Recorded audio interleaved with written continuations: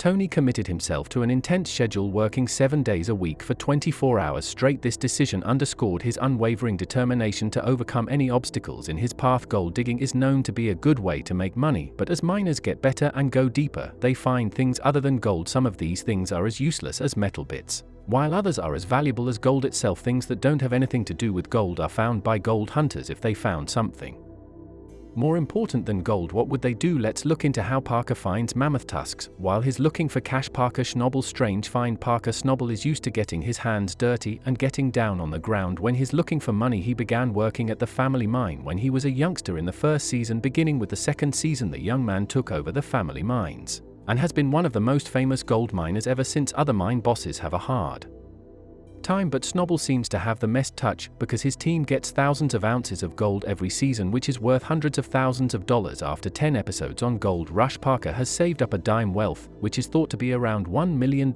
He's not going to slow down anytime soon. However, the miner has found more than just gold in the fields. He told them about some other strange things he had seen on his trips. There is a lot of stuff buried here. There's a good chance that miners have found some strange things on their trips. Parker doesn't find gold, but he does find something that many archaeologists would love. In an interview with the Maelstrom, he talked about the strange thing he found while mining for gold and how it might be the most important thing he had that wasn't gold. It was interesting that he told them he had found a pair of well-preserved woolly mammoth teeth. These tusks are very well preserved because they are made of ivory and were buried in permafrost, which kept them safe from the cold weather. Some of them were found in perfect shape even though woolly mammoths went extinct a very long time ago. Finding fossils of preserved bodies makes us think about what makes a thing. Alaska is a place where mammogram tusks are sometimes found. They have a lot of value and help an industry grow because these tusks are made of ivory. They can be very valuable if they are kept in good shape. In some cases, they can sell for more than $1 million each.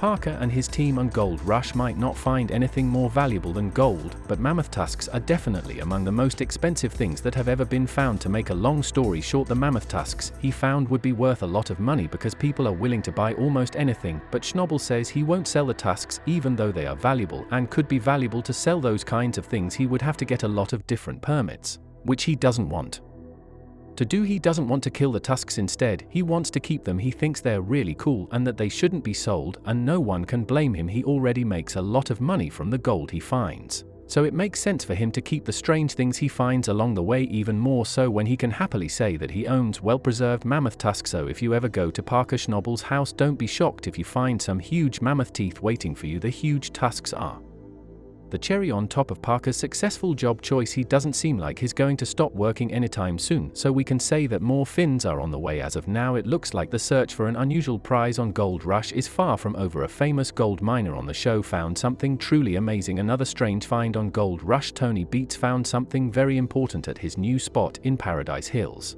Instead of finding gold like most people do, he found a tusk that had a special meaning for this part of Alaska. While exploring the site, he saw the tusk sticking out of the ground. With the help of his son Mike and their tools, they were able to dig up the bone, which Mike at first thought was a jawbone. Tony chose to have paleontologists look at it more closely. The remains of a woolly mammoth that was found earlier may be related to the tusks that were found on Gold Rush. According to experts, since the Klondike Gold Rush more than 100 years ago, miners have kept finding these kinds of bones. One of the best things about the Yukon area is that it is known for finding animals from the Ice Age. Others had heard that Tony had found the bones of horses and zebras before, but this one made people think of the woolly mammoth. Gold Rush says that the baby mammogram is at least 30,000 years old, and the ground and ice in the area are thought to have kept the animals alive during the Ice Age. During the Gold Rush, people saw more strange things than just elephant tusks. Miners have seen things besides the god they were looking for. Parker saw something that blew his mind, in particular meeting the Welcome Stranger face to face. Parker Schnabel almost passed out when he saw a copy of Welcome Stranger. It is the biggest gold nugget that has ever been found. We saw that he was half a world away from the Kai Gold Rush Trail in Season 4, Episode 2, called Installment of Gold Rush. Parker's trail. He was looking for new experiences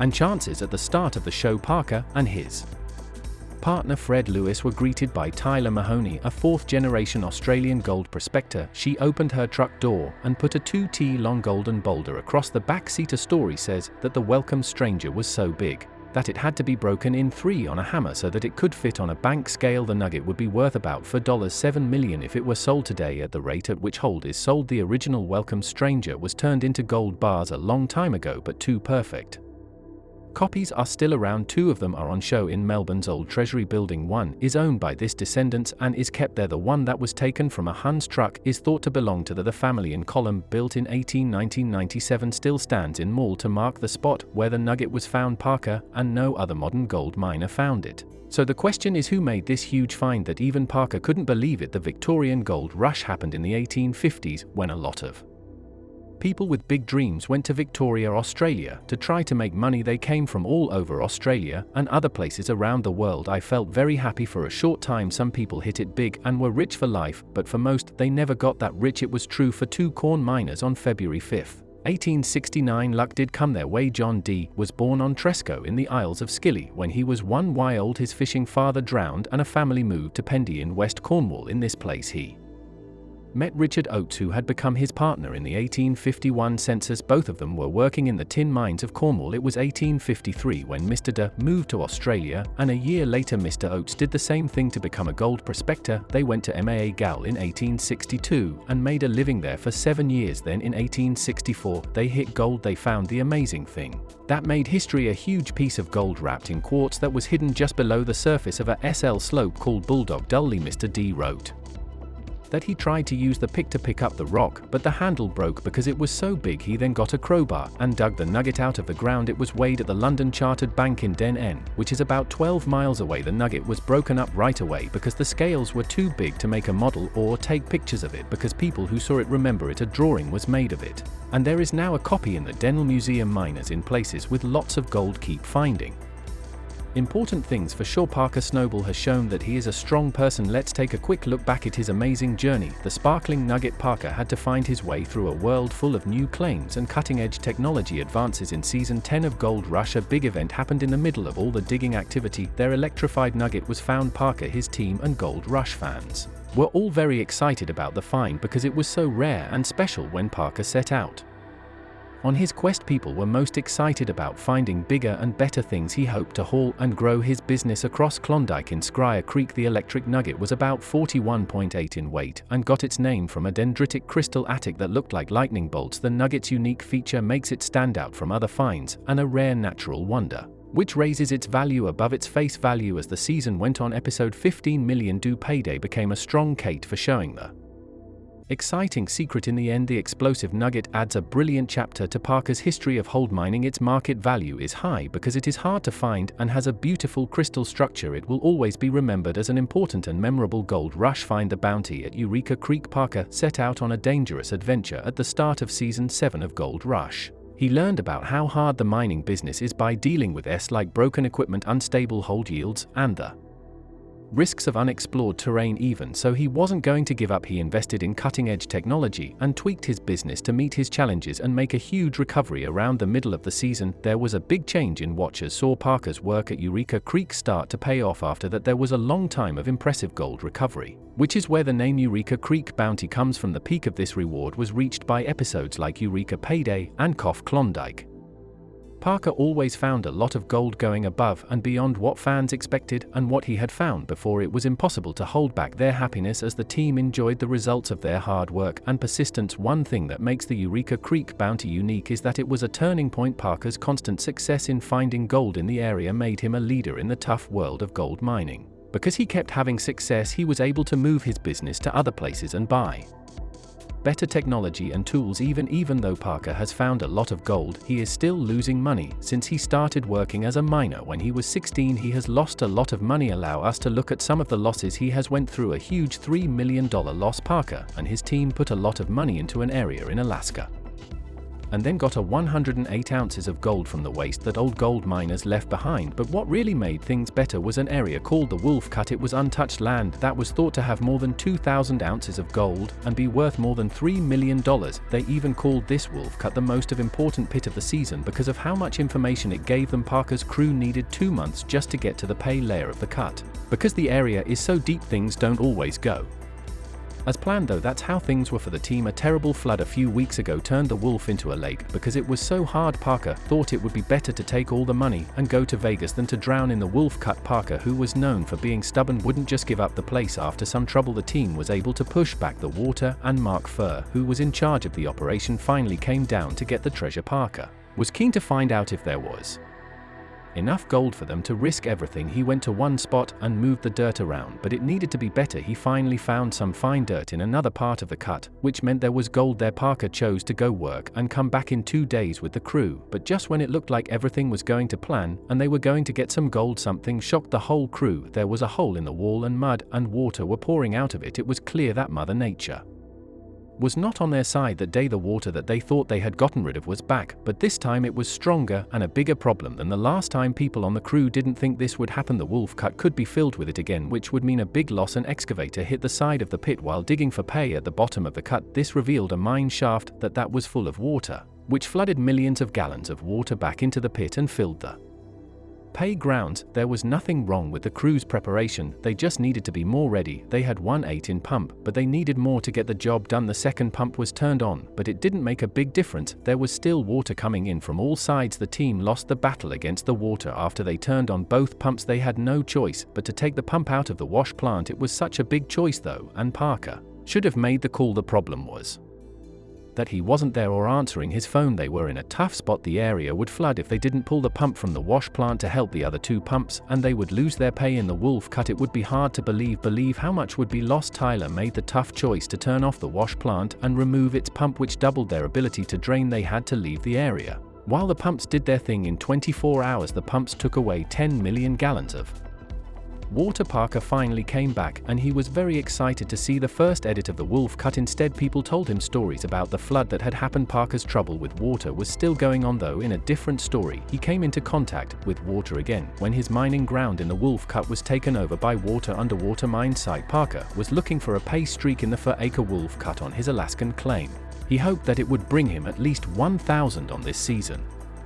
The pay dirt was 30 feet below, and the team had to dig out 1,000 yards of extra material to get to at 4T more, and they would be below water. After that it would be 30T before they hit rocks, but things weren't really fine as they seemed at first. The process was going on right next to a pond, and water would be the first thing that would go wrong. If something went wrong, frozen mud was the best option because it kept the water out. Recruit John Bodra was told to deal with the mud and keep the water out, but it looked like the cut was pretty wet, so they had to call their boss. If not, things will go badly if they do. It turned out that the mud got worse and spread faster as they opened up more areas. They still hadn't even cut out a fifth of the area. The wolf cut is next to a pond that is pretty old. There was only a small BM between them, not strong enough to stand up to the water pressure if it was messed with. They dug down and found frozen ice that stopped the water from getting in. The permapost was broken, which now lets pond water seep through the wall and flood that cut. The area will soon have a lot of water if they let it keep going. There was a need for action to save the day. They thought getting a pump would be the best thing for them to do to fight the water. Parker planned to dig a sunk pond in the cup that was as deep as it could go and put in an 8-in pump to drain it. He was not going to lose another water fight. After setting it up, they had to wait until the next day.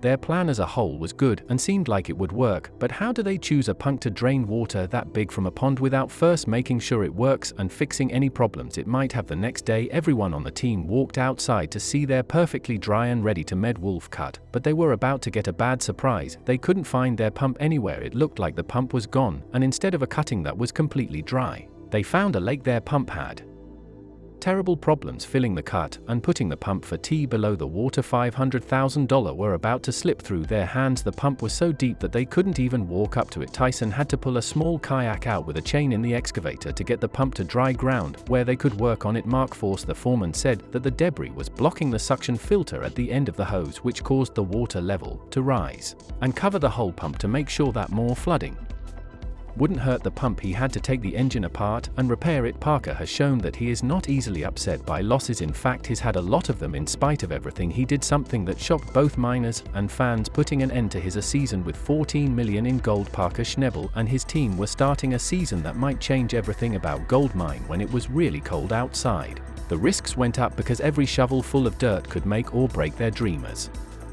Soon as the season began, there was a sense of urgency, and Parker worked around the clock to coordinate his team's attempts to find the valuable material. The difficult conditions in Alaska were not taken lightly. They put their mental health to the test. They were determined to find their pride, even though the terrain was dangerous and some of the tools they were using didn't work right. Parker had to carefully plan every move because he was in charge of this determined group. His leadership skills had been honed over the years through failures and successes. Expectations were high, but he didn't let that stop him from leading his team through the dangerous terrain. He was motivated by the belief that the Klondike held the key to a life-changing fortune that, when found, would make all of their problems seem small. They finally made progress after a long time when they found a rich seam that went on below the frozen ground. It was impossible to contain the excitement in the mine camp when they found a way to do it, and a large deposit of gold that would make their whole season different. After a string of setbacks and dashed dreams, the Klondike finally gave up the treasure it held. The huge job of getting the gold out of the frozen ground was still to be done, and Parker was in charge of it. Good news gets around quickly, and this finding does to the news spread like a blaze through California, getting the attention of both supporters and opponents of mining. Parker and his group were put in the spotlight, and everyone was watching to see how the process would go. This put a lot of pressure on the crew. It looked like they might get $1 million. All the crew had to race against time as winter got colder. This was another thing that would determine their success. The process of mining sped up, and heavy equipment was used to dig up the gold-filled dirt. When they worked together, it was amazing, and shocking things were found in the gold room where they kept their loot. Parker Schnabel told them how much money they had stolen with a mix of pride and shock for $1 million worth of gold. People on his team, among miners, fans, and skeptics, were all amazed by this amazing feat. This season of Gold Rush will always be remembered as one of the best in Klondike history. There was then a party which showed how close people became during the tough times of the Klondike. The crew was tired from all the hard work and understood that their determination, persistence, and toughness had paid off in a way they could not have imagined. Parker didn't just see the $14 million as a windfall, it was also the end of a trip marked by strength, determination, and a never-ending search for gold. By the end of the season, Parker had not only become the top earner, but also a modern-day Klondike mining icon. His name will be linked to the success that happened in the heart of Alaska's mining grounds. If you liked today's video, please let us know by subscribing to the channel.